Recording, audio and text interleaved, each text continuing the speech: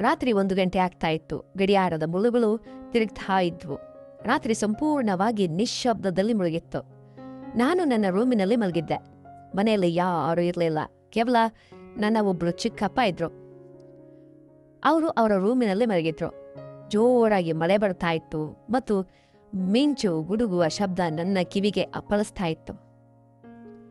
ಆ ಮಿಂಚಿನ ಶಬ್ದಕ್ಕೆ ನನಗೆ ತುಂಬಾ ಭಯ ಆಗ್ತಾ ಇತ್ತು. ನಾನು ಚಿಕ್ಕಪ್ಪ ಅವರನ್ನ ಕರೆದೆ. ಚಿಕ್ಕಪ್ಪ, ನನಗೆ ತುಂಬಾ ಭಯ ಆಗ್ತಾ ಇದೆ ಅಂತ. ಚಿಕ್ಕಪ್ಪ ನನ್ನ ರೂಮಿಗೆ ಬಂದ್ರು. ನಾನು ಸ್ವಲ್ಪ ಸರಿದು ಜಾಗ ಮಾಡಿಕೊಟ್ಟು ಹೇಳ್ದೆ ಅವ್ರಿಗೆ, ಚಿಕ್ಕಪ್ಪ ಇಲ್ಲೇ ಮಲ್ಗ್ರಿ, ಇಲ್ಲೇ ಮಲ್ಕೊಳ್ಳಿ. ನಾವಿಬ್ರು ಮಲ್ಕೊಂಡ್ವಿ. ಜೋರಾಗಿ ಮಿಂಚು ಹೊಡಿತು. ನಾನು ಹೆದರಿ ಚಿಕ್ಕಪ್ಪ ಅವರನ್ನ ಅಪ್ಪಿಕೊಂಡ್ಬಿಟ್ಟೆ. ಸ್ವಲ್ಪ ಸಮಯದವರೆಗೆ ಹಾಗೆ ಅಪ್ಪಿಕೊಂಡೇ ಇದ್ದೆ. ನಂತರ ನನಗೆ ಏನೋ ಒಂದು ವಿಚಿತ್ರವಾಗಿ ಅನಿಸೋದಕ್ಕೆ ಪ್ರಾರಂಭ ಆಯಿತು. ಹಾಗೇನೆ ಅಪ್ಪಿಕೊಂಡಿರ್ಲಿ ಅಂತ ಅನ್ನಿಸ್ತು. ಚಿಕ್ಕಪ್ಪ ನನ್ನ ಬೆನ್ನ ಮೇಲೆ ಕೈಯನ್ನ ಸವರುತ್ತಾ ಹೇಳಿದ್ರು, ಹೆದರಬೇಡ, ನಾನಿದ್ದೀನಲ್ಲ. ಮೆಲ್ಲನೆ ಚಿಕ್ಕಪ್ಪ ಅವರ ಮೈ ಬಿಸಿ ಹಾಗೆ ತೊಡಗಿತು.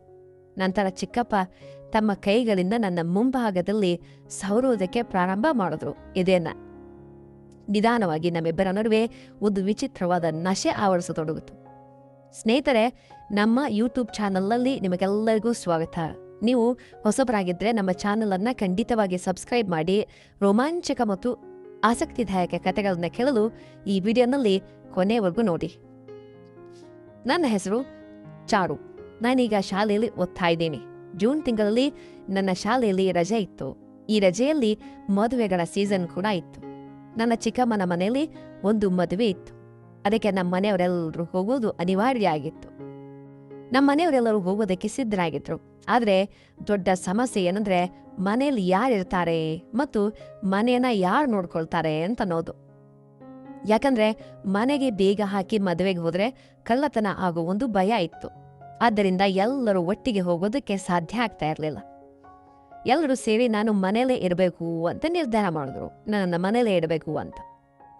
ನನಗೂ ಮದುವೆಗೆ ಹೋಗ್ಬೇಕಿತ್ತು. ಆದರೆ ಮನೆಯಲ್ಲಿ ಯಾರಿರ್ತಾರೆ ಇದನ್ನು ಯೋಚನೆ ಮಾಡಿ ನಾನು ಹೋಗದೆ ಮನೆಯಲ್ಲೇ ಉಳಿಸ್ಕೊಂಡೆ. ಆದರೆ ಅಪ್ಪ ನನ್ನನ್ನು ಮನೆಯಲ್ಲಿ ಒಬ್ಳೇ ಬಿಟ್ಟು ಹೋಗೋದಕ್ಕೆ ಹೇಗೆ ಸಾಧ್ಯ? ಯಾರಾದರೂ ಕಳ್ಳರ ಬಂದ್ರೆ ಒಬ್ಬಂಟಿ ಹುಡುಗಿ ನಾನೇನ್ ಮಾಡೋದಕ್ಕೆ ಸಾಧ್ಯ? ಅಪ್ಪ ಇದೆಲ್ಲವನ್ನ ಯೋಚನೆ ಮಾಡಿ ನಂತರ ತಮ್ಮ ಅತ್ಯಂತ ಆಪ್ತ ಮತ್ತು ನಂಬಿಕಸ್ಥ ವ್ಯಕ್ತಿಗೆ ಫೋನ್ ಮಾಡಿದ್ರು. ಅವ್ರು ಹೇಳಿದ್ರು, ಮೋಹನ್, ಒಂದು ಕೆಲಸ ಇದೆ. ಒಂದು 4 ದಿನಗಳಿಗಾಗಿ ನಾವು ಮದುವೆಗೆ ಹೋಗ್ತಾ ಇದ್ದೀವಿ ಮತ್ತು ಮನೆಯಲ್ಲಿ ನನ್ನ ಮಗಳು ಒಬ್ಳೇ ಇರ್ತಾಳೆ. ಮನೆಯಲ್ಲಿ ಹುಡುಗಿ ಒಬ್ಳೇ ಇರೋದು ಸರಿಯಲ್ಲ. ನಿನಗೆ ತೊಂದರೆಯಾಗದೆ ಇದ್ರೆ ಒಂದು ಕೆಲವು ದಿನಗಳವರೆಗೆ ನನ್ನ ಮಗಳ ಜೊತೆ ನನ್ನ ಮನೆಯಲ್ಲಿ ಇರ್ತೀಯಾ ಅಂತ ಕೇಳಿದ್ರು. ಮೋಹನ್ ನನ್ನ ಚಿಕ್ಕಪ್ಪ ಆಗಿದ್ರು. ಚಿಕ್ಕಪ್ಪ ಹೇಳಿದ್ರು, ಇದರಲ್ಲಿ ತೊಂದರೆ ವಿಷಯ ಏನಿದೆ? ನಾನು ಇಲ್ಲಿಂದಲೇ ಕೆಲಸಕ್ಕೆ ಹೋಗಿ ಬರ್ತೀನಿ. ಹೇಗಿದ್ದರೂ ನಾನು ರಾತ್ರಿ ಮಾತ್ರ ಮನೆಗೆ ಬರೋದಲ್ವಾ, ಹಾಗೆ ನಿಮ್ಮನೆಗೆ ಬಂದು ಮಲ್ಕೊಂತೀನಿ ಅಂತ ಹೇಳಿದ್ರು. ಚಿಕ್ಕಪ್ಪ ರಾತ್ರಿ ನಮ್ಮ ಮನೆಯಲ್ಲಿ ಮಲಗೋದಕ್ಕೆ ಒಪ್ಕೊಂಡ್ರು. ಅಪ್ಪ ಅವ್ರಿಗೆ ಹೇಳಿದ್ರು, ನೀವು ಚಿಂತೆ ಮಾಡಬೇಡಿ, ನಾನಿರುವಾಗ ಯಾವುದೇ ತೊಂದರೆ ಆಗೋದಿಲ್ಲ ಅಂತ ಹೇಳಿದ್ರು ಚಿಕ್ಕಪ್ಪ. ಚಿಕ್ಕಪ್ಪ ಮದುವೆಯಾಗಿ ಸುಮಾರು ಒಂದು 4 ವರ್ಷಗಳಾಗಿದ್ವು. ಅಪ್ಪ ಮತ್ತು ಅಮ್ಮ ಸ್ನಾನ ಮಾಡಿ ಮದುವೆಗೆ ಹೊರಡೋದಕ್ಕೆ ಸಿದ್ಧರಾಗಿ ಸಂಜೆ ಹೊರಟರು. ನಂತರ ಸಂಜೆ ಚಿಕ್ಕಪ್ಪ ಬರುವಾಗ ನನಗೆ ಫೋನ್ ಮಾಡಿ ಕೇಳಿದ್ರು, ಊಟಕ್ಕೆ ಏನ್ ತಿಂತೀಯಾ ಅಂತ. ನಾನು ಹೇಳ್ದೆ, ಚಿಕ್ಕಪ್ಪ ಸ್ವಲ್ಪ ಜಹಾಂಗೀರ್ ತಗೊಳ್ಕೊಂಬನ್ನಿ, ಯಾಕಂದ್ರೆ ನನಗೆ ಜಹಾಂಗೀರ್ ಅಂದ್ರೆ ತುಂಬಾ ಇಷ್ಟ ಅಂತ. ನಾನು ಚಪಾತಿ ಮತ್ತು ಅನ್ನ ಮಾಡಿದ್ದೆ. ಸಂಜೆ ಚಿಕ್ಕಪ್ಪ ಬಂದಾಗ ತಮ್ಮ ಜೊತೆ ಜಹಾಂಗೀರ್ ಕೂಡ ತಂದಿದ್ರು. ಚಿಕ್ಕಪ್ಪ ಬಂದಾಗ ತುಂಬಾ ಸುಸ್ತಾಗಿದ್ರು ಮತ್ತು ಹೇಳಿದ್ರು, ಚಾರು, ನೀನು ಊಟ ಬಡಿಸು, ನಾನು ಕೈ ಕಾಲು ಮುಖ ತೊಳ್ಕೊಂಡು ಬರ್ತೇನೆ ಅಂತ. ಇದಕ್ಕೂ ಮೊದಲು ಚಿಕ್ಕಪ್ಪ ನಮ್ಮನೆಗೆ ಬಂದಿದ್ರು. ಆದ್ದರಿಂದ ನಾವಿಬ್ರು ಸ್ವಲ್ಪ ಫ್ರೆಂಡ್ಸ್ ಆಗಿದ್ವಿ, ಅಂದ್ರೆ ಫ್ರೆಂಡ್ಲಿ ಆಗಿ ಬಿಹೇವ್ ಮಾಡ್ತಾ ಇದ್ವಿ. ಚಿಕ್ಕಪ್ಪ ಮತ್ತು ನನ್ನ ಸಂಬಂಧ ಭಾವನಾದಿನಿ ತರ ಇತ್ತು. ಯಾಕಂದ್ರೆ ಚಿಕ್ಕಪ್ಪ ಕೈ ಕಾಲು ಮುಖ ತೊಳ್ಕೊಂಡ್ರು ಮತ್ತು ನಾವು ಜೊತೆಯಾಗಿ ಕುಳಿತು ಊಟ ಮಾಡಿದ್ವಿ. ನಂತರ ಮಾತಾಡೋದಕ್ಕೆ ಪ್ರಾರಂಭ ಮಾಡಿದ್ವಿ. ಚಿಕ್ಕಪ್ಪ ನನ್ನನ್ನು ನೋಡಿ ಹೇಳಿದ್ರು, ಚಾರು, ನೀನೀಗ ಮೊದಲಿಗಿಂತಲೂ ಹೆಚ್ಚು ಮುದ್ದಾಗಿದ್ದೀಯಾ. ನಿನ್ನನ್ನು ನೋಡಿದ್ರೆ ನನಗೆ ನನ್ನ ಹಾಸ್ಟೆಲ್ ದಿನಗಳು ನೆನಪಾಗ್ತವೆ. ಆಗ ನನಗೊಬ್ಳು ಗರ್ಲ್ ಫ್ರೆಂಡ್ ಇದ್ಲು.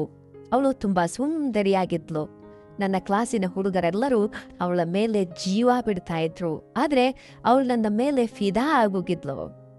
ಚಿಕ್ಕಪ್ಪ ಮಾತುಗಳನ್ನ ಕೇಳಿ ನಾನು ನಗುತ್ತಾ ಹೇಳ್ದೆ, ಚಿಕ್ಕಪ್ಪ, ನೀವು ಈಗಲೂ ತುಂಬಾ ಹ್ಯಾಂಡ್ಸಮ್ ಆಗಿದ್ದೀರಿ. ನಿಮಗಿನ್ನೂ ಗರ್ಲ್ ಫ್ರೆಂಡ್ ಇರ್ಬೋದು. ಚಿಕ್ಕಪ್ಪ ಹೇಳಿದ್ರು, ಇಲ್ಲ ಚಾರು, ಮದುವೆಯಾದಾಗಿನಿಂದ ನನಗೆ ಒಬ್ಬಳನ್ನೇ ನಿಭಾಯಿಸೋದಕ್ಕೆ ಸಾಧ್ಯವಾಗ್ತಾ ಇಲ್ಲ. ಅಂದ್ರೆ ಮದುವೆ ಆಗಿರೋಳನ್ನ ನಿಭಾಯಿಸೋಕ್ಕೆ ಸಾಧ್ಯವಾಗ್ತಾ ಇಲ್ಲ ಅಂತ. ಇಷ್ಟು ಹೇಳಿ ಚಿಕ್ಕಪ್ಪ ನಗೋದಕ್ಕೆ ಪ್ರಾರಂಭ ಮಾಡಿದ್ರು. ಅವರ ಮಾತುಗಳನ್ನು ಕೇಳಿ ನಾನು ಕೂಡ ನಗತೊಡಗಿದೆ. ನಾನು ಚಿಕ್ಕಪ್ಪ ಕೇಳ್ದೆ, ಚಿಕ್ಕಪ್ಪ ಚಹಾ ಕುಡಿತೀರಾ ಅಂತ. ಚಿಕ್ಕಪ್ಪ ನನ್ನನ್ನು ನೋಡುತ್ತಾ ಹೇಳಿದ್ರು, ಹೌದು, ಇದ್ರೆ ಸ್ವಲ್ಪ ತೆಗೆದುಕೊಂಡು ಬಾ ಅಂತ. ನಾನು ಕಿಚನ್ಗೆ ಹೋಗಿ ಚಹಾ ತಂದು ಚಿಕ್ಕಪ್ಪಂಗೆ ಕೊಟ್ಟೆ. ಚಿಕ್ಕಪ್ಪ ಚಹಾ ಕುಡಿದು ಹೇಳಿದ್ರು, ಚಾರು, ಚಹಾ ಎಷ್ಟು ಖಡಕ್ ಆಗಿದೆ. ನಂತರ ಅವರು ಜೋಕ್ ಮಾಡೋದಕ್ಕೆ ಶುರು ಮಾಡಿದ್ರು. ನಾನು ಚಿಕ್ಕಪ್ಪಗೆ ಹೇಳ್ದೆ, ಚಿಕ್ಕಪ್ಪ, ನೀವು ಪ್ರತಿದಿನ ಮನೆಯಲ್ಲಿ ಚಹಾ ಕುಡಿತೀರಲ್ವಾ? ಚಿಕ್ಕಪ್ಪ ನನ್ನ ಮಾತು ಅರ್ಥ ಮಾಡಿಕೊಂಡು ನಗೋದಕ್ಕೆ ಶುರು ಮಾಡಿದ್ರು. ನಂತರ ನಾವು ಜೊತೆಯಾಗಿ ಊಟ ಮಾಡಿದ್ವಿ. ಊಟವಾದ ನಂತರ ಚಿಕ್ಕಪ್ಪ ಫೋನನ್ನು ನೋಡ್ತಾ ಇದ್ರು ಮತ್ತು ನಾನು ಕಿಚನ್ ಕೆಲಸ ಮುಗಿಸ್ದೆ. ಎಲ್ಲ ಕೆಲಸ ಮುಗಿದ ನಂತರ ನಾವು ರಾತ್ರಿ 1 ಗಂಟೆ ಒಳಗೆ ಹರಟೆ ಹೊಡಿತಾ ಕೂತಿದ್ವಿ. ಚಿಕ್ಕಪ್ಪ ಎಷ್ಟು ಒಳ್ಳೆಯವರಾಗಿದ್ರಂದ್ರೆ ಮಾತಾಡುತ್ತಾ ಸಮಯ ಕಳೆದದ್ದೇ ತಿಳಿಲಿಲ್ಲ. ಆಮೇಲೆ ನಾನು ನನ್ನ ರೂಮಿಗೆ ಹೋಗಿ ಮಲ್ಕೊಂಡೆ ಮತ್ತು ಚಿಕ್ಕಪ್ಪ ತಮ್ಮ ರೂಮಿನಲ್ಲೇ ಮಲ್ಕೊಂಡ್ರು.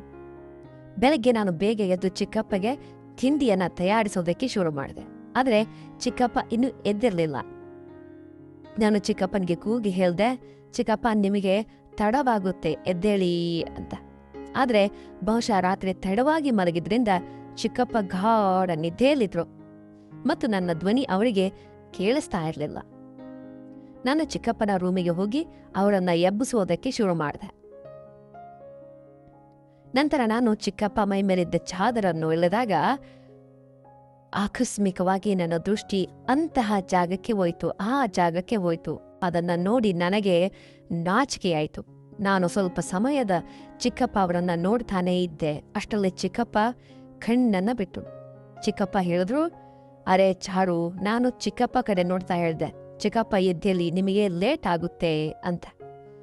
ಚಿಕ್ಕಪ್ಪ ಫೋನ್ ತೆಗೆದು ನೋಡಿ ಹೇಳಿದ್ರು, ಅಯ್ಯೋ, ಇವತ್ತು ತುಂಬಾ ಲೇಟ್ ಆಗೋಯ್ತು. ನಾನು ಚಿಕ್ಕಪ್ಪನ ಹೇಳಿದೆ, ನೀವು ಬೇಗ ಸ್ನಾನ ಮಾಡಿ, ನಿಮ್ಮ ತಿಂಡಿ ರೆಡಿ ಇದೆ. ಚಿಕ್ಕಪ್ಪ ಬಾತ್ರೂಮ್ ಹೋಗಿ ಸ್ನಾನ ಮಾಡಿ ಬೇಗ ಹೊರಬಂದ್ರು. ಚಿಕ್ಕಪ್ಪ ಬೇಗ ಬೇಗ ತಿಂಡಿ ತಿಂದ್ರು ಮತ್ತು ನಾನು ಅವರಿಗೆ ಟಿಫಿನ್ನನ್ನ ಪ್ಯಾಕ್ ಮಾಡಿಕೊಟ್ಟೆ. ಲಂಚ್ ಬಾಕ್ಸ್ ಮಧ್ಯಾಹ್ನಕ್ಕೆ ಹಾಕಿಕೊಟ್ಟೆ. ಚಿಕ್ಕಪ್ಪ ಕೆಲ್ಸಕ್ಕೆ ಹೊರಟ್ರು. ಅದಾದ ನಂತರ ನಾನು ಮನೆಯನ್ನ ಸ್ವಚ್ಛಗೊಳಿಸ್ದೆ. ಸ್ವಚ್ಛ ಮಾಡಿದ ನಂತರ ನಾನು ಸ್ನಾನಕ್ಕೆ ಹೋದೆ. ಸ್ನಾನ ಮುಗಿಸಿ ತಯಾರಾಗಿ ತಿಂಡಿ ತಿಂದು ಒಂದು ಸ್ವಲ್ಪ ಹೊತ್ತು ವಿಶ್ರಾಂತಿ ಪಡೆದೆ, ರೆಸ್ಟ್ ಮಾಡಿದೆ. ನನಗೂ ಕೂಡ ಸುಸ್ತಾಗಿತ್ತು. ಇವತ್ತು ಮನೆಯಲ್ಲಿ ಯಾರೂ ಇಲ್ಲದ ಕಾರಣ ಇಡೀ ಮನೆ ಖಾಲಿ ಖಾಲಿ ಖಾಲಿ ಖಾಲಿ ಅನ್ಸೋದಕ್ಕೆ ಶುರು ಆಗಿತ್ತು. ಏನೂ ಸರಿ ಅನ್ನಿಸ್ತಾ ಇರಲಿಲ್ಲ. ಏನು ಮಾಡಬೇಕು ಅಂತ ತಿಳಿಲಿಲ್ಲ. ಮಧ್ಯಾಹ್ನ ಸ್ವಲ್ಪ ಹೊತ್ತು ಪೇಂಟಿಂಗ್ ಮಾಡೋಣ ಅಂತ ಅನ್ಕೊಂಡೆ. ಒಂದು 6 ಗಂಟೆವರೆಗೆ ಪೇಂಟಿಂಗ್ ಮಾಡಿದೆ. ಆಮೇಲೆ ಫೋನ್ ನೋಡೋದಕ್ಕೆ ಶುರು ಮಾಡಿದೆ. ಫೋನ್ ನೋಡುತ್ತಾ ಯಾವಾಗ ಮಲಗಿದ್ನೋ ತಿಳಿಲಿಲ್ಲ. ಒಂದು ಸ್ವಲ್ಪ ಸಮಯದ ನಂತರ ಎದ್ದಾಗ ಚಿಕ್ಕಪ್ಪ ಬರುವ ಸಮಯವಾಗಿತ್ತು. ಅಂದರೆ ಸಾಯಂಕಾಲ ಆಗಿತ್ತು. ಚಿಕ್ಕಪ್ಪ ಬರೋ ಟೈಮ್ ಆಗಿತ್ತು. ಮಲಗಿದ್ದಾಗ ನಾನು ಸಂಪೂರ್ಣ ಬೆವರಿನಲ್ಲಿ ನೆನೆದೋಗ್ಬಿಟ್ಟಿದ್ದೆ. ಹಾಗಾಗಿ ಸ್ನಾನ ಮಾಡೋಣ ಅಂತ ಅನ್ಕೊಂಡೆ. ಸ್ನಾನ ಮಾಡಿ ನೀಲಿ ಬಣ್ಣದ ಒಂದು ಸುಂದರವಾದ ಲಾಂಗ್ ಡ್ರೆಸ್ ಅನ್ನು ಧರಿಸಿದೆ. ಅದು ನನ್ನ ಫೇವರಿಟ್ ಡ್ರೆಸ್ ಆಗಿತ್ತು ಮತ್ತು ನನ್ನ ಮೈಕಟ್ಟಿಗೆ ಸರಿಯಾಗಿ ಹೊಂದುತ್ತಾ ಇತ್ತದು. ಆಮೇಲೆ ನಾನು ಸ್ವಲ್ಪ ಮೇಕಪ್ ಮಾಡಿಕೊಂಡೆ. ಅಷ್ಟರಲ್ಲಿ ಚಿಕ್ಕಪ್ಪ ಕೂಡ ಬಂದಿದ್ರು. ನಾನು ರೂಮಿನಿಂದ ಹೊರಬರ್ತಾ ಇದ್ದಂತೆ ಚಿಕ್ಕಪ್ಪ ನನ್ನನ್ನು ನೋಡುತ್ತಲೇ ನಿಂತುಬಿಟ್ರು. ಮತ್ತೆ ಹೇಳಿದ್ರು, ಅರೆ ವಾಹ್ ಚಾರು, ಇವತ್ತು ನೀನು ಅದ್ಭುತವಾಗಿ ಕಾಣಿಸ್ತಾ ಇದ್ಯಾ. ನಿನ್ನನ್ನು ನೋಡಿ ನನಗೆ ನನ್ನ ಯೌವನದ ದಿನಗಳು ನೆನಪಿಗೆ ಬರ್ತಾ ಇದ್ದಾವೆ. ಚಿಕ್ಕಪ್ಪ ನನ್ನನ್ನು ಒಂದು ಬೇರೆಯದೇ ದೃಷ್ಟಿಯಿಂದ ನೋಡ್ತಾ ಇರೋದನ್ನ ನಾನು ಗಮನಿಸಿದೆ. ಹಠಾತ್ತನೆ ನನ್ನ ದೃಷ್ಟಿ ಮತ್ತೆ ಆ ಜಾಗಕ್ಕೆ ಹೋಯಿತು. ಅದೇ ಬೆಳಗ್ಗೆ ನೋಡಿದ್ನಲ್ಲ, ಆ ಜಾಗಕ್ಕೆ. ಅದನ್ನ ನೋಡಿ ನನಗೆ ನಾಚಿಕೆಯಾಯಿತು. ಆದರೆ ಚಿಕ್ಕಪ್ಪ ಅದನ್ನ ಬ್ಯಾಗ್ ಹಿಂದೆ ಅಡಗಿಸಿದ್ರು. ಚಿಕ್ಕಪ್ಪ ನನ್ನನ್ನು ಬಹಳ ಗಮನವಿಟ್ಟು ನೋಡ್ತಾ ಇದ್ರು. ನನಗೆ ತುಂಬಾ ಚೆನ್ನಾಗಿ ಅನ್ನಿಸ್ತಾ ಇತ್ತು. ತಿನ್ನೋ ಥರ ನೋಡ್ತಾ ಇದ್ರು. ಚಿಕ್ಕಪ್ಪ ನನ್ನನ್ನು ತಮ್ಮ ತೋಳಲ್ಲಿ ಅಪ್ಪಿಕೊಳ್ಳಲಿ ಅಂತೇಳಿ ನನ್ನ ಮನಸ್ಸು ಬಯಸ್ತಾ ಇತ್ತು. ಚಿಕ್ಕಪ್ಪ ಬಾಯಿಯಿಂದ ಹೊಗಳಿಕೆ ಕೇಳಿ ನಾನು ಒಳಗೊಳಗೆ ಮುಗ್ಧಲಾಗ್ಬಿಟ್ಟೆ. ಆದರೆ ನಾನು ಸುಮ್ಮನೆ ಇದ್ದೆ, ಯಾಕಂದರೆ ಅವರು ನಮ್ಮ ಚಿಕ್ಕಪ್ಪ ಆಗಿದ್ರು. ನಂತರ ಚಿಕ್ಕಪ್ಪ ನನ್ನ ಹತ್ತಿರ ಹೇಳಿದ್ರು, ಚಾರು, ನಾನು ಫ್ರೆಶ್ ಆಗಿ ಬರ್ತೀನಿ, ನೀನು ಊಟ ಬಡಿಸು. ನಾನು ಹೇಳಿದೆ, ಸರಿ ಚಿಕ್ಕಪ್ಪ, ಆದರೆ ಅದಕ್ಕಾಗಿ ಅಡುಗೆ ಮಾಡಬೇಕು. ಇನ್ನೂ ಅಡುಗೆ ಮಾಡಿಲ್ವಾ? ಚಿಕ್ಕಪ್ಪ, ಸರಿ, ನೀನು ಅಡುಗೆ ಮಾಡು, ಅಲ್ಲಿವರೆಗೆ ನಾನು ಒಂದು ಸ್ವಲ್ಪ ರೆಸ್ಟ್ ಮಾಡ್ತೀನಿ, ವಿಶ್ರಾಂತಿ ಪಡಿತೀನಿ ಅಂತ ನಾನು ಹೇಳಿದೆ. ಸರಿ ಚಿಕ್ಕಪ್ಪ. ಚಿಕ್ಕಪ್ಪ ಅಲ್ಲೇ ಸೋಫಾದ ಮೇಲೆ ಕೂತು ವಿಶ್ರಾಂತಿಯನ್ನು ಪಡಿತಾ ಇದ್ದ. ಮತ್ತು ನಾನು ಅಡುಗೆ ಮಾಡೋದಕ್ಕೆ ಕಿಚನ್ಗೆ ಹೋದೆ. ಚಿಕ್ಕಪ್ಪ ಕುಳಿತಿದ್ದ ಜಾಗದಿಂದ ಕಿಚನ್ ಸ್ಪಷ್ಟವಾಗಿ ಕಾಣಿಸ್ತಾ ಇತ್ತು. ಅಡುಗೆ ಮಾಡೋದೆಲ್ಲ ಅಲ್ಲಿ ಕಾಣಿಸ್ತಾ ಇತ್ತು. ನಾನು ಪದೇ ಪದೇ ಹಿಂದೆ ತಿರುಗಿ ನೋಡಿದಾಗ ಚಿಕ್ಕಪ್ಪನ ದೃಷ್ಟಿ ನನ್ನ ಮೇಲೇನೇ ಇತ್ತು. ಅವರು ಈ ರೀತಿ ನೋಡೋದು ನನಗೆ ತುಂಬ ಇಷ್ಟ ಆಗ್ತಾ ಇತ್ತು. ಯಾಕಂದರೆ ಚಿಕ್ಕಪ್ಪ ಇದಕ್ಕೂ ಮೊದಲು 4-5 ಬಾರಿ ಮನೆಗೆ ಬಂದಿದ್ರು. ಹಾಗಾಗಿ ಅವರು ನನ್ನ ಜೊತೆ ತುಂಬ ಮುಕ್ತವಾಗಿ ಮಾತಾಡ್ತಾ ಇದ್ರು. ಅವ್ರ ಜೊತೆ ಸಮಯ ಕಳೆದು ನನಗೆ ಇಷ್ಟವಾಗಿತ್ತು. ನಾನು ಅಡುಗೆ ಮಾಡ್ತಾ ಇರುವಾಗ ಕರೆಂಟ್ ಹೋಯ್ತು. ಅತಿಯಾದ ಸೆಕೆಯಿಂದಾಗಿ, ಅಂದರೆ ಸೆಕೆಯಿಂದಾಗಿ ನಾನು ಪೂರ್ತಿ ಬೆವರಿನಲ್ಲಿ ನೆನೆದೋಗ್ಬಿಟ್ಟಿದ್ದೆ ಮತ್ತು ಈಗ ಕತ್ಲೆ ಆಗಿತ್ತು. ಅಷ್ಟರಲ್ಲಿ ಚಿಕ್ಕಪ್ಪ ತಮ್ಮ ಫೋನ್ ಟಾರ್ಚ್ ಆನ್ ಮಾಡಿಕೊಂಡು ಕಿಚನ್ಗೆ ಬಂದರು. ಮತ್ತೆ ಹೇಳಿದ್ರು, ಚಾರು, ಇವತ್ತು ಸೆಕೆ ತುಂಬ ಇದೆ. ಅದಕ್ಕೆ ನಾನು ಹೇಳಿದೆ, ಹೌದು ಚಿಕ್ಕಪ್ಪ, ಇವತ್ತು ಈಗ ಕರೆಂಟ್ ಕೂಡ ಹೋಯ್ತು, ಇನ್ವರ್ಟರ್ ಕೂಡ ಇಲ್ಲ ಅಂತೇಳಿ ಚಿಕ್ಕಪ್ಪ ಟಾರ್ಚನ್ನು ತೋರಿಸಿದ್ರು ಮತ್ತು ನಾನು ಕಿಚನ್ನಲ್ಲಿ ಮೇಣದ ಬತ್ತಿ ಹಚ್ಚಿ ಇಟ್ಟೆ. ಚಿಕ್ಕಪ್ಪ ಹೇಳಿದ್ರು, ಚಾರು, ನೀನು ಬೆವರಿನಲ್ಲಿ ಪೂರ್ತಿ ನೆಂದೋಗ್ಬಿಟ್ಟಿದ್ಯಾ, ನಾನೇನಾದರೂ ಸಹಾಯ ಮಾಡ್ಲಾ? ಆಗ ನಾನು ಕೂಡ ಪರದಾಡ್ತಾ ಇದ್ದೆ. ಹಾಗಾಗಿ ಸರಿ ಅಂತ ಹೇಳಿದೆ. ಚಿಕ್ಕಪ್ಪ ಅಡುಗೆ ಮನೆಯಲ್ಲಿ ಅಡುಗೆ ಮಾಡೋದಕ್ಕೆ ನನಗೆ ಸಹಾಯ ಮಾಡಿದ್ರು ಮತ್ತು ನಾವು ಮಾತಾಡ್ತಾ ಅಡುಗೆ ಮಾಡಿದ್ವಿ. ಸ್ವಲ್ಪ ಸಮಯದಲ್ಲೇ ಕರೆಂಟ್ ಕೂಡ ಬಂತು. ಚಿಕ್ಕಪ್ಪ ನನ್ನ ಕಡೆ ನೋಡ್ತಾ ಇದ್ರು. ಬೆವರಿನಲ್ಲಿ ನೆನೆದ್ರಿಂದ ನನ್ನ ದೇಹದ ಆಕಾರ ಸ್ಪಷ್ಟವಾಗಿ ಕಾಣಿಸ್ತಾ ಇತ್ತು ಆ ಒಂದು ಬೆಳಕಿನಲ್ಲಿ. ನಾನು ಕೂಡ ಸ್ವಲ್ಪ ಅವರ ಕಡೆ ತಿರುಗಿದೆ. ಇದರಿಂದ ಅವರು ನನ್ನನ್ನು ಸುಲಭವಾಗಿ ನೋಡಬಹುದಾಗಿತ್ತು. ಆಮೇಲೆ ನಾನು ಚಿಕ್ಕಪ್ಪ ಹೇಳಿದೆ, ಚಿಕ್ಕಪ್ಪ, ನೀವು ರೆಸ್ಟ್ ಮಾಡಿ, ಅಡುಗೆ ತಯಾರಾಗ್ತಾ ಇದೆ. ಚಿಕ್ಕಪ್ಪ ನನ್ನ ಕಡೆ ಕೂಲರನ್ನು ತಿರುಗಿಸಿ ವಿಶ್ರಾಂತಿ ಪಡೆದ್ರು. ಕರೆಂಟ್ ಬಂದಿತ್ತು. ಸ್ವಲ್ಪ ಹೊತ್ತಿನ ನಂತರ ಅಡುಗೆ ತಯಾರಾಯಿತು. ಕಿಚನ್ ಕೆಲಸ ಮುಗಿದ ನಂತರ ಮತ್ತೆ ಸ್ನಾನ ಮಾಡೋಣ ಅಂತ ಅನ್ಕೊಂಡೆ. ಚಿಕ್ಕಪ್ಪ ಸೋಫಾದ ಮೇಲೆ ಕೂತ್ಕೊಂಡು ತಮ್ಮ ಕೆಲಸ ಮಾಡ್ತಾ ಇದ್ರು. ನಾನು ಚಿಕ್ಕಪ್ಪಗೆ ಹೇಳ್ದೆ, ಚಿಕ್ಕಪ್ಪ, ನಾನು ಸ್ನಾನಕ್ಕೆ ಹೋಗ್ತಾ ಇದ್ದೀನಿ. ಚಿಕ್ಕಪ್ಪ ಸರಿ ಅಂತ ಹೇಳಿದ್ರು. ನಾನು ಸ್ನಾನ ಮಾಡಿ ಒಂದು ಶರ್ಟ್ ಮತ್ತೆ ಫ್ರಾಕ್ ಅನ್ನು ಧರಿಸ್ದೆ. ಅದನ್ನು ಚಿಕ್ಕಪ್ಪ ನನಗೆ ನನ್ನ ಹುಟ್ಟುಹಬ್ಬಕ್ಕೆ ಗಿಫ್ಟ್ ಆಗಿ ನೀಡಿದ್ರು. ತುಂಬ ಚೆನ್ನಾಗಿತ್ತು, ನೋಡೋದಕ್ಕೆ ಟ್ರಾನ್ಸ್ಪರೆಂಟ್ ಆಗಿತ್ತು. ಇವತ್ತು ನಾನು ಆ ಶಾರ್ಟ್ ಡ್ರೆಸ್ ಧರಿಸಿ ಬಂದಾಗ ಚಿಕ್ಕಪ್ಪ ಅವರ ಕಣ್ಣುಗಳು ಅರಳಿದ್ವು. ಚಿಕ್ಕಪ್ಪ ನನ್ನನ್ನು ನೋಡಿ ಖುಷಿಯಾಗಿ ಹೇಳಿದ್ರು, ಇದು ಅದೇ ಬಟ್ಟೆ ಅಲ್ವಾ ನಾನು ನಿನಗೆ ನಿನ್ನ ಬರ್ಡೇ ಕೊಟ್ಟಿದ್ದು? ನಾನು ಹೇಳ್ದೆ, ಹೌದು ಚಿಕ್ಕಪ್ಪ, ನಿಮ್ಮ ಡ್ರೆಸ್ ನನಗೆ ತುಂಬ ಇಷ್ಟ. ಚಿಕ್ಕಪ್ಪ ಹೇಳಿದ್ರು, ನೀನು ಈ ಡ್ರೆಸ್ಸಲ್ಲಿ ನಿಜಕ್ಕೂ ತುಂಬ ಸುಂದರವಾಗಿ ಕಾಣಿಸ್ತಾ ಇದೆಯಾ. ನಿನ್ನ ಮೇಲಿಂದ ಕಣ್ಣುಗಳನ್ನು ತೆಗೆಯೋದಕ್ಕೆ ಮನಸ್ಸಾಗ್ತಾ ಇಲ್ಲ.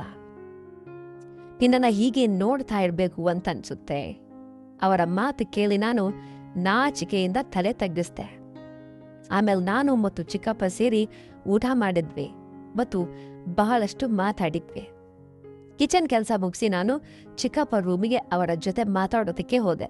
ಸ್ವಲ್ಪ ಹೊತ್ತಿನ ನಂತರ ಮಾತಾಡ್ತಾ ಹಠಾತ್ತನೆ ಚಿಕ್ಕಪ್ಪ ಜೋರಾಗಿ ಹೇಳಿದ್ರು, ಚಾರು, ನಿನ್ನ ಕುತ್ತಿಗೆಯ ಮೇಲೆ ಹಲ್ಲಿ ಇದೆ, ಹೆಗಲ ಮೇಲೆ ಎದ್ಲೆ ಇದೆ ಅಂತ. ಇದರಿಂದ ನಾನು ತುಂಬ ಬೆಚ್ಚಿ ಬಿದ್ದೆ ಮತ್ತು ಎದ್ದರಿ ಓಡಿ ಹೋಗಿ ಚಿಕ್ಕಪ್ಪ ನನ್ನ ಅಪ್ಪಿಕೊಂಡ್ಬಿಟ್ಟ. ನನಗೆ ತುಂಬ ಭಯ ಆಗ್ತಾ ಇತ್ತು. ಇದಕ್ಕೆ ಚಿಕ್ಕಪ್ಪ ನಗುತ್ತಾ ಹೇಳಿದ್ರು, ಅರೆ ಹುಚ್ಚಿ, ನಾ ಸುಮ್ಮನೆ ತಮಾಷೆ ಮಾಡಿದೆ, ನೀನು ನಿಜವಾಗಿಯೂ ಹೆದರ್ಬಿಟ್ಟೆ ಅಂತ. ನಾನು ಹೇಳ್ದೆ, ಚಿಕ್ಕಪ್ಪ, ಇಂಥ ತಮಾಷೆ ಯಾವತ್ತೂ ಮಾಡಬೇಡಿ, ನನಗೆ ಹಲ್ಲಿ ಅಂದರೆ ತುಂಬ ಭಯ. ಇನ್ನು ನಾನು ಚಿಕ್ಕಪ್ಪ ಅವರನ್ನು ಅಪ್ಪಿಕೊಂಡೇ ಇದ್ದೆ. ಎದೆಗೆ ಎದೆ ಟಚ್ ಆಗ್ತಾ ಇತ್ತು. ಚಿಕ್ಕಪ್ಪ ನನ್ನನ್ನು ತಮ್ಮ ತೋಳಲ್ಲಿ ಬಂಧಿಸಿದ್ರು. ನಾನು ಸ್ವಲ್ಪ ನಾಚುತ್ತಾ ಅವರಿಂದ ದೂರ ಆದೆ. ನಾನು ಚಿಕ್ಕಪ್ಪಗೆ ಸಾರಿ ಕೇಳಿದೆ. ಆದರೆ ಚಿಕ್ಕಪ್ಪ ಹೇಳಿದ್ರು, ಅರೆ ಹುಚ್ಚಿ, ಪರವಾಗಿಲ್ಲ, ನಾವಿಬ್ರು ಫ್ರೆಂಡ್ಸ್ ಅಲ್ವಾ.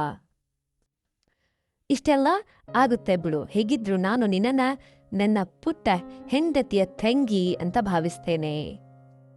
ಇಷ್ಟು ಹೇಳಿ ಚಿಕ್ಕಪ್ಪ ಮೂಗುಳ್ನಕ್ರು. ಆಮೇಲೆ ಚಿಕ್ಕಪ್ಪ ಹೇಳಿದ್ರು, ಇವತ್ತು ನೀನು ಇಲ್ಲೇ ನನ್ನ ಜೊತೆ ಮಲ್ಕೋ, ಯಾಕಂದ್ರೆ ನೀನು ತುಂಬಾ ಹೆದರಿದ್ಯಾ, ನನ್ನ ಅವ್ರ ಜೊತೆನೆ ಮಲ್ಕೋ ಅಂತ ಹೇಳಿದ್ರು. ಇದಕ್ಕೆ ನಾನು ಒಂದು ಸ್ವಲ್ಪ ಹೊತ್ತು ಯೋಚನೆ ಮಾಡಿದೆ. ಆಮೇಲೆ ನಂತರ ಮೌನವಾಗಿ ಚಿಕ್ಕಪ್ಪ ಹತ್ರ ಕೂತ್ಕೊಂಡೆ. ಅಷ್ಟರಲ್ಲಿ ಮತ್ತೆ ಕರೆಂಟ್ ಹೋಯ್ತು. ರಾತ್ರಿ ಸುಮಾರು 1 ಗಂಟೆಯ ಸಮಯ. ಆಗ ಚಿಕ್ಕಪ್ಪ ಫೋನ್ ಲೈಟ್ ಆನ್ ಮಾಡಿ ಹೇಳಿದ್ರು, ಬಾ ಇವತ್ತು ಟೆರೆಸ್ ಮೇಲೆ ಮಲ್ಕೊಳ್ಳೋಣ ಅಂಥೇಳಿ. ಈ ಮಾತಿಗೆ ನಾನು ಕೂಡ ಒಪ್ಕೊಂಡೆ. ಚಿಕ್ಕಪ್ಪ ಹಾಸಿಗೆ ಮತ್ತು ನಾನು ಸೊಳ್ಳೆ ಪರದೆ ತಗೊಂಡು ಟೆರೆಸ್ಗೆ ಬಂದ್ವಿ. ಟೆರೆಸ್ ಮೇಲೂ ತುಂಬಾ ಸೆಕೆ ಇತ್ತು, ಬೇಸಿಗೆ ಸಮಯ, ಮತ್ತೆ ಕರೆಂಟ್ ಇನ್ನೂ ಬಂದಿರಲಿಲ್ಲ. ಹಾಗಾಗಿ ನಮಗೆ ಬೇರೆ ದಾರಿ ಇರಲಿಲ್ಲ. ಸ್ವಲ್ಪ ಹೊತ್ತು ಮಲ್ಕೊಂಡ ನಂತರ ನಮ್ಮ ಮೈಯಿಂದ ಮತ್ತೆ ಬೆವರು ಬರತೊಡಗಿತು. ಆಗ ನಾನು ಚಿಕ್ಕಪ್ಪಗೆ ಹೇಳ್ದೆ, ಇಲ್ಲಿ ತುಂಬಾ ಸೆಕೆ ಆಗ್ತಾ ಇದೆ ಅಂತ. ಚಿಕ್ಕಪ್ಪ ಹೇಳಿದ್ರು, ನೀನ್ ಬೇಜಾರು ಮಾಡ್ಕೊಳ್ತಾ ಇದ್ರೆ ಒಂದ್ ಮಾತು ಹೇಳಲಾ ಅಂತ. ನಾನು ಹೇಳ್ದೆ, ಹೇಳಿ ಅಂತ. ಚಿಕ್ಕಪ್ಪ ಹೇಳಿದ್ರು, ನೀನು ಯಾವುದಾದ್ರೂ ಹಗುರವಾದ ಅಂದ್ರೆ ಲೈಟ್ ಆಗಿರೋ ತೆಳ್ಳಗಿರೋ ನೈಟಿ ಹಾಕೋ, ಆಗ ನಿನಗೆ ಸೆಕೆ ಅಷ್ಟೊಂದು ಅನ್ಸೋದಿಲ್ಲ. ನನಗೂ ಕೂಡ ಅದು ಸರಿ ಅಂತ ಅನ್ನಿಸ್ತು. ಆದ್ರೆ ನನಗೆ ತುಂಬಾ ಮುಜುಗರ ಆಗ್ತಾ ಇತ್ತು. ಆಮೇಲೆ ನಾನು ಕೆಳಗೋಗಿ ಸ್ನಾನ ಮಾಡಿ ಒಂದು ಟ್ರಾನ್ಸ್ಪರೆಂಟ್ ನೈಟಿ ಧರಿಸ್ಕೊಂಡು ಬಂದೆ. ನಾನು ಟೆರೆಸ್ಗೆ ಬಂದಾಗ ಚಿಕ್ಕಪ್ಪ ನನ್ನನ್ನು ನೋಡ್ತಾನೆ ಇದ್ರು. ಚಿಕ್ಕಪ್ಪ ನನ್ನ ಹತ್ತಿರ ಹೇಳಿದ್ರು, ಇವತ್ತು ನಿನ್ನನ್ನು ನೋಡಿ ಮನಸ್ಸಲ್ಲಿ ಏನೋ ಒಂಥರ ಆಗ್ತಾ ಇದೆ ಚಾರು, ನೀನು ಹಾಗೇನೆ, ನಿನಗೂ ಹಾಗೆ ಅನ್ನಿಸ್ತಾ ಇದೆಯಾ ಅಂತ. ನಾನು ಹೇಳ್ದೆ, ಚಿಕ್ಕಪ್ಪ ನನಗೆ ಅರ್ಥ ಆಗ್ತಾ ಇಲ್ಲ, ನೀವು ಏನ್ ಹೇಳ್ತಾ ಇದ್ದೀರಿ ಅಂತ. ಚಿಕ್ಕಪ್ಪ ಹೇಳಿದ್ರು, ಯಾವಾಗ ನಿನ್ನ ಚಿಕ್ಕಮ್ಮ ಈ ರೀತಿ ನೈಟಿ ಧರಿಸಿ ನನ್ನ ಮುಂದೆ ಬರ್ತಾಳೋ ಆಗ ನನಗೆ ನನ್ನ ಮೇಲೆ ಕಂಟ್ರೋಲ್ ಇರೋದಿಲ್ಲ. ಇವತ್ತು ನಿನ್ನನ್ನ ಇಂಥ ಬಟ್ಟೆನಲ್ಲಿ ನೋಡಿದಾಗ ನನ್ನ ಮನಸ್ಸು ಒಳಗೊಳಗೆ ಕುಣಿತಾ ಇದೆ. ನಿನಗೆ ಇದು ಅರ್ಥವಾಗ್ತಾ ಇದೆಯಾ ಅಂತ. ಈ ಮಾತನ್ನ ಕೇಳಿ ನಾನು ತಲೆ ತಗ್ಗಿಸ್ದೆ. ನಂತರ ಚಿಕ್ಕಪ್ಪ ನನ್ನನ್ನ ಹತ್ರ ಕೂತ್ಕೊಳ್ಳೋದಕ್ಕೆ ಸನ್ನೆ ಮಾಡಿದ್ರು. ನಾನು ಅವ್ರ ಹತ್ರ ಕೂತ್ಕೊಂಡೆ. ಚಿಕ್ಕಪ್ಪ ಕೇಳೋದಕ್ಕೆ ಆರಂಭಿಸಿದ್ರು, ಸ್ಕೂಲಲ್ಲಿ ನಿನ್ನನ್ನು ಯಾವುದಾದ್ರೂ ಗೆಳೆಯನಿತಾನಾ, ನಿನ್ನ ಬಾಯ್ ಫ್ರೆಂಡ್ ಇದ್ದಾರಾ? ನಾನು ಹೇಳ್ದೆ, ಇಲ್ಲ ಚಿಕ್ಕಪ್ಪ ಅಂತ. ಚಿಕ್ಕಪ್ಪ ಹೇಳಿದ್ರು, ಹಾಗಿದ್ರೆ ಅಕ್ಕಪಕ್ಕದ ಮನೆಯವರಾದ್ರೂ ಇರಲೇಬೇಕು ನಿನಗೆ ಬಾಯ್ ಫ್ರೆಂಡ್ಸು ಅಂತ. ನಾನು ಹೇಳ್ದೆ, ಇಲ್ಲ ಚಿಕ್ಕಪ್ಪ, ಓದಿನ ನಡುವೆ ನನಗೆ ಎಲ್ಲಿ ಸಮಯ ಸಿಗುತ್ತೆ ಅಂತ. ಚಿಕ್ಕಪ್ಪ ಹೇಳಿದ್ರು, ಚಾರು, ಈಗ ನೀನು ದೊಡ್ಡೋಳಾಗಿದ್ಯಾ, ಈ ವಯಸ್ಸಿನಲ್ಲೂ ನಿನಗೆ ಫ್ರೆಂಡ್ಸ್ ಇಲ್ವಾ? ಯಾವ ಜಗತ್ತಿನಲ್ಲಿ ಬದುಕ್ತಾ ಇದೆಯಾ? ಈ ವಯಸ್ಸಿನಲ್ಲಿ ಹುಡುಗಿಯರು ಬಾಯ್ ಫ್ರೆಂಡನ್ನ ಬಟ್ಟೆಯಂತೆ ಬದಲಾಯಿಸ್ತಾರೆ. ನೀನು ಇನ್ನೂ ಹಳೆಯ ಕಾಲದ ಜೀವನ ನಡೆಸ್ತಾ ಇದೆಯಾ ಅಂತ. ಇದಕ್ಕೆ ನಾನು ಸ್ವಲ್ಪ ನಾಚಿಕೆಯಿಂದ ಸುಮ್ಮನೆ ಇದ್ದೆ. ಆಮೇಲೆ ಚಿಕ್ಕಪ್ಪ ನನ್ನ ಕೈಗಳನ್ನು ಹಿಡಿದುಕೊಂಡು ಹೇಳಿದ್ರು, ಯಾವುದಾದ್ರೂ ಪುರುಷನ ಜೊತೆ ಸಮಯ ಕಲಿಬೇಕು ಅಂಥೇಳಿ ನಿನಗೆ ಅನ್ಸೋದಿಲ್ವಾ? ನಾನು ಹೇಳ್ದೆ, ಚಿಕ್ಕಪ್ಪ, ಇದುವರೆಗೆ ಅಂಥವ್ರು ಯಾರೂ ಸಿಕ್ಕಿಲ್ಲ. ಅಂತ ಹುಡುಗರ ಜೊತೆ ಟೈಮ್ ಸ್ಪೆಂಡ್ ಮಾಡಬೇಕು ಅಂತ ನನಗನ್ನಿಸಿಲ್ಲ. ಚಿಕ್ಕಪ್ಪ ಹೇಳಿದ್ರು, ಸರಿ, ಹಾಗಿದ್ರೆ ನಾನು ನಿನಗೆ ಹೇಗೆ ಅನ್ನಿಸ್ತೀನಿ ಅಂತ. ನಾನು ಹೇಳ್ದೆ, ಚಿಕ್ಕಪ್ಪ, ನೀವು ತುಂಬ ಹ್ಯಾಂಡ್ಸಮ್ ಆಗಿದ್ದೀರಾ. ಅದಕ್ಕೆ ಚಿಕ್ಕಪ್ಪ ಹೇಳಿದ್ರು, ಸರಿ, ನನ್ನ ಜೊತೆ ಮಾತಾಡೋದಕ್ಕೆ ನಿನಗೆ ಹೇಗನ್ಸುತ್ತೆ ಅಂತ. ನಾನು ಹೇಳ್ದೆ, ಚಿಕ್ಕಪ್ಪ, ತುಂಬ ಚೆನ್ನಾಗನ್ಸುತ್ತೆ. ಇಷ್ಟು ಕೇಳಿದ ಕೂಡಲೇ ಚಿಕ್ಕಪ್ಪ ಮುಖದಲ್ಲಿ ಒಂದು ನಗು ಮೂಡಿತು ಮತ್ತು ಅವರು ನನ್ನನ್ನು ತಮ್ಮ ಬಾಹು ಬಂಧನದಲ್ಲಿ ತೆಗೆದುಕೊಂಡ್ಬಿಟ್ರು, ತಪ್ಕೊಂಡ್ರು. ನನ್ನ ಮನಸ್ಸು ಕೂಡ ಮರಗ್ತಾ ಇತ್ತು. ನನಗೆ ನನ್ನ ಮೇಲೆ ನಿಯಂತ್ರಣ ಇರಲಿಲ್ಲ. ನಾನು ಕೂಡ ಯಾವುದೇ ವಿರೋಧ ಮಾಡಲಿಲ್ಲ. ಚಿಕ್ಕಪ್ಪ ಅವರ ತೋಳಲ್ಲಿ ನಾನು ಸುರಕ್ಷಿತವಾಗಿದ್ದೇನೆ ಅಂಥೇಳಿ ಭಾವಿಸಿದೆ. ನಂತರ ಚಿಕ್ಕಪ್ಪ ಹೇಳಿದ್ರು, ಚಾರು, ನಾನು ನಿನ್ನ ಜೊತೆ ಸ್ವಲ್ಪ ಸಮಯವನ್ನ ಕಲಿಬಹುದಾ? Shall I spend some time with you ಅಂತ. ನೋಡು, ನಿನ್ನ ಒಪ್ಪಿಗೆ ಇದ್ದರೆ ಮಾತ್ರ ಎಲ್ಲವೂ ಸರಿಯಾಗಿರುತ್ತೆ. ನಿನ್ನ ಇಷ್ಟ ಇಲ್ದಿದ್ರೆ ಯಾವುದು ಬಲವಂತವಿಲ್ಲ ಅಂತ. ನಾನು ಕೇವಲ ನೀನು ನಿನ್ನ ಯೌವನದ ಆ ಕ್ಷಣಗಳನ್ನು ಆನಂದಿಸಬೇಕು ಅಂತ ಬಯಸ್ತೇನೆ. ನಾನು ನಾಚುತ್ತಾ ಹೇಳ್ದೆ, ಚಿಕ್ಕಪ್ಪ, ನಿಮಗೆ ಹೇಗೆ ಸರಸ ಅನ್ಸುತ್ತೋ ಹಾಗೆ ಮಾಡಿ ಅಂತ. ಇಷ್ಟು ಕೇಳ್ತಲೇ ಚಿಕ್ಕಪ್ಪ ನನಗೆ ಆ ಖುಷಿಯನ್ನ ನೀಡೋದಕ್ಕೆ ಆರಂಭಿಸಿದ್ರು. ಚಿಕ್ಕಪ್ಪ ಅವರ ಸಾಂಗತ್ಯ ನನಗೆ ತುಂಬಾ ಇಷ್ಟ ಆಯ್ತು. ಸ್ವಲ್ಪ ಹೊತ್ತಿನಲ್ಲೇ ನಾವಿಬ್ಬರು ಸುಖದ ತುದಿ ತಲುಪಿದ್ವಿ. ಆಮೇಲೆ ಚಿಕ್ಕಪ್ಪ ತಮ್ಮ ಕಾಲೇಜು ದಿನಗಳ ಕತೆ ಹೇಳ್ತಾ ಇದ್ರು. ಮತ್ತು ಆ ರಾತ್ರಿ ಮಾತಾಡ್ತಾ ಮಲ್ಕೊಂಡ್ವಿ. ಮರುದಿನ ಬೆಳಗ್ಗೆ ನಾನು ಎದ್ದಾಗ ನಾಚಿಕೆಯಿಂದ ಚಿಕ್ಕಪ್ಪ ಅವರ ಕಣ್ಣಲ್ಲಿ ಕಣ್ಣಿಟ್ಟು ನೋಡೋದಕ್ಕೆ ಸಾಧ್ಯ ಆಗಲಿಲ್ಲ. ಚಿಕ್ಕಪ್ಪ ಹೇಳಿದ್ರು, ನೋಡು ಚಾರು, ಯಾವುದೇ ಬಲವಂತವಿಲ್ಲ. ನಮ್ಮಿಬ್ಬರ ನಡುವೆ ನಡೆದದ್ದು ನಮ್ಮಿಬ್ಬರ ಒಪ್ಪಿಗೆಯಿಂದ. ಮುಂದೆ ಕೂಡ ನೀನು ನನ್ನ ಜೊತೆ ಸಮಯ ಕಳೆಯೋದಕ್ಕೆ ಬಯಸಿದರೆ ಮಾತ್ರ ನನ್ನನ್ನು ಕರೀಬಹುದು ಅಥವಾ ತಿಳಿಸಬಹುದು. ನಂತರ ಆ ಒಂದು ಸರಣಿ ಪ್ರಾರಂಭ ಆಯಿತು. ಆವಾಗವಾಗ ಅದು ರಿಪೀಟ್ ಆಗ್ತಾ ಬಂತು. ನಿಧಾನವಾಗಿ ಸಮಯ ಕಲಿತು ಮತ್ತು ಚಿಕ್ಕಪ್ಪ ಜೊತೆ ನನ್ನ ಸಂಬಂಧ ಮುಂದುವರಿತು. ಹೀಗೆ 5-6 ತಿಂಗಳುಗಳು ಕಳೆದ್ವು. ಒಂದಿನ ಮಮ್ಮಿಗೆ ನನ್ನ ಮೇಲೆ ಅನುಮಾನ ಬರ್ತೊಡಗ್ತು. ನಮ್ಮಮ್ಮ ನನ್ನನ್ನೇ ಹತ್ತಿರ ಕೂರಿಸ್ಕೊಂಡು ಕೇಳಿದ್ರು, ಚಾರು, ಇದೆಲ್ಲ ಏನ್ ನಡೀತಾ ಇದೆ ಹೇಳು ಅಂತ. ನಾನು ಮಮ್ಮಿಗೆ ಹೇಳಿದೆ, ಮಮ್ಮಿ, ಅಂಥದ್ದೇನೂ ಇಲ್ಲ, ನಿಮಗೆ ತಪ್ಪು ತಿಳುವಳಿಕೆಯಾಗಿದೆ. ಮಮ್ಮಿ ಹೇಳಿದ್ರು, ಸರಿ, ನಿನ್ನ ಮಾತು ನಂಬ್ತೀನಿ, ಆದರೆ ಆಮೇಲೆ ಏನಾದರೂ ಗೊತ್ತಾದರೆ ನೋಡು ಅಂತ. ಹೇಗಿದ್ರು ನೀನೀಗ ದೊಡ್ಡವಳಾಗಿದ್ಯಾ, ನಿನ್ನ ಮದುವೆ ಮಾಡೋದು ಒಳ್ಳೆಯದು ಅಂತ ಅನ್ಸುತ್ತೆ. ಇಷ್ಟು ಕೇಳಿ ನಾನು ತುಂಬ ಹೆದರ್ಬಿಟ್ಟೆ. ಸಂಜೆ ಚಿಕ್ಕಪ್ಪ ಕಾಲ್ ಮಾಡಿದ್ರು. ನಾನು ಅವರಿಗೆ ಎಲ್ಲವನ್ನ ತಿಳಿಸ್ದೆ. ಚಿಕ್ಕಪ್ಪ ಹೇಳಿದ್ರು, ನೀನು ಚಿಂತೆ ಮಾಡಬೇಡ, ನಾನೇನಾದರೂ ಮಾಡ್ತೀನಿ ಅಂತ. ನೆಕ್ಸ್ಟ್ ಡೇ ಚಿಕ್ಕಪ್ಪ ಮನೆಗೆ ಬಂದು ಮಮ್ಮಿ ಜೊತೆ ಮಾತಾಡಿದ್ರು. ಅವ್ರು ಹೇಳಿದ್ರು, ಅಕ್ಕ, ಚಾರು ದೊಡ್ಡೋಳಾಗಿದ್ದಾಳೆ, ಅವಳ ಮದುವೆ ಮಾಡೋದು ಒಳ್ಳೆಯದು. ನನ್ನ ದೃಷ್ಟಿಯಲ್ಲಿ ಒಬ್ಬ ಹುಡುಗ ಇದ್ದಾನೆ, ನನಗೊಬ್ಬ ಹುಡುಗ ಗೊತ್ತು, ಅವನು ತುಂಬ ಒಳ್ಳೆಯವನು. ಮಮ್ಮಿ ಹೇಳಿದ್ರು, ಹುಡುಗ ಯಾರು? ಚಿಕ್ಕಪ್ಪ ಹೇಳಿದ್ರು, ನನ್ನ ಫ್ರೆಂಡ್ ಮಗ ಇದ್ದಾನೆ, ನನ್ನ ಗೆಳೆಯ ಮತ್ತು ಅವನ ಹೆಂಡತಿ ಅಪಘಾತದಲ್ಲಿ ತೀರ್ ಹೋಗಿದ್ದಾರೆ. ಅವನೊಬ್ಬನೇ ಮಗ, ಅವನ ಕೆಲಸ ತುಂಬ ಚೆನ್ನಾಗಿದೆ ಮತ್ತು ಒಬ್ಬನೇ ಇರೋದು. ಇಷ್ಟು ಒಳ್ಳೆಯ ಸಂಬಂಧ ಮತ್ತೆಲ್ಲಿ ಸಿಗುತ್ತೆ? ಮಮ್ಮಿಗೂ ಯಾವುದೇ ಆಕ್ಷೇಪವಿರಲಿಲ್ಲ, ಯಾಕಂದ್ರೆ ಹುಡುಗನಲ್ಲೂ ಯಾವುದೇ ಕೊರತೆ ಇರಲಿಲ್ಲ. ಇಂತಹ ಸಂಬಂಧಕ್ಕಾಗಿ ನಮ್ಮ ತಂದೆ ತಾಯಿ ಹಂಬಲಿಸ್ತಾರಲ್ವಾ. ಚಿಕ್ಕಪ್ಪ ಈ ಮಾತು ಹೇಳಿ ಹೋದ ನಂತರ ನಾನು ಕೋಪದಿಂದ ಅವರಿಗೆ ಫೋನ್ ಮಾಡಿದೆ. ಕೇಳಿದೆ, ಏನ್ ಮಾಡಿದ್ರಿ ನೀವು? ಚಿಕ್ಕಪ್ಪ ಹೇಳಿದ್ರು, ಚಿಂತೆ ಮಾಡಬೇಡ, ಅವನು ತುಂಬ ಮುಗ್ಧ ಹುಡುಗ. ಮದುವೆ ನಂತರವೂ ನಮ್ಮ ಸಂಬಂಧದಲ್ಲಿ ಯಾವುದೇ ಕೊರತೆಯಾಗೋದಿಲ್ಲ. ನೀನು ನಿನ್ನ ಪತಿಯ ಜೊತೆಗೂ ಸುಖವಾಗಿರು ಮತ್ತು ನನ್ನ ನೆನಪಾದಾಗ ನನ್ನನ್ನ ಕಡಿತಾ ಇರು. ಇಷ್ಟು ಹೇಳಿ ನಾನು ಕೂಡ ಖುಷಿಯಾಗ್ಬಿಟ್ಟೆ. ಇಷ್ಟೊಂದು ಕೇಳಿ ಕೆಲವೇ ದಿನಗಳಲ್ಲಿ ನನ್ನ ಮದುವೆ ಕೂಡ ಆಯಿತು. ನನ್ನ ಪತಿ ತುಂಬ ಮುಗ್ಧ ಆಗಿದ್ದ ಮತ್ತು ನನ್ನ ಪ್ರತಿಯೊಂದು ಆಸೆಯನ್ನ ಕೂಡ ಪೂರೈಸ್ತಾ ಇದ್ದ. ನನಗೆ ಅವನ ಬಗ್ಗೆ ಯಾವುದೇ ದೂರು ಇರಲಿಲ್ಲ. ಸಮಯ ಕಲಿತಾ ಹೋಯ್ತು. ಮದುವೆಯಾಗಿ ಸುಮಾರು 3 ವರ್ಷಗಳಾದರೂ ಚಿಕ್ಕಪ್ಪ ಮತ್ತು ನನ್ನ ಸಂಬಂಧ ಹಾಗೇನೇ ಇತ್ತು. ಕೆಲವೊಮ್ಮೆ ನನಗೆ ಅನ್ನಿಸ್ತಾ ಇತ್ತು, ನಾನು ಮಾಡ್ತಾ ಇರೋದು ತಪ್ಪು ಅಂಥೇಳಿ. ಯಾಕಂದ್ರೆ ಈಗ ನನ್ನ ಮದುವೆ ಆಗಿದೆ ಮತ್ತು ನಾನು ನನ್ನ ಗಂಡನಿಗೆ ಮೋಸ ಮಾಡ್ತಾ ಇದ್ದೀನಿ. ಆದರೆ ನನಗೆ ಚಿಕ್ಕಪ್ಪನ ಜೊತೆ ಸಮಯ ಕಳೆಯೋದು ಕೂಡ ತುಂಬ ಇಷ್ಟವಾಗಿತ್ತು. ನನ್ನ ಪತಿಯನ್ನ ನಾನು ಪ್ರೀತಿಸೋದಿಲ್ಲ ಅಂತೇನಿಲ್ಲ, ಅಂದರೆ ನನ್ನ ಗಂಡಿಗೆ ನಾನು ಪ್ರೀತಿ ಮಾಡೋಲ್ಲ ಅಂತಲ್ಲ, ಅವರು ನನ್ನನ್ನು ಅತಿಯಾಗಿ ಪ್ರೀತಿಸ್ತಾ ಇದ್ರು. ಸಮಯ ಕಳೆದು ಮದುವೆಯಾಗಿ ಸುಮಾರು 4 ವರ್ಷ ಆದವು. ಈಗ ನನಗೊಬ್ಬ ಮಗ ಇದ್ದಾನೆ.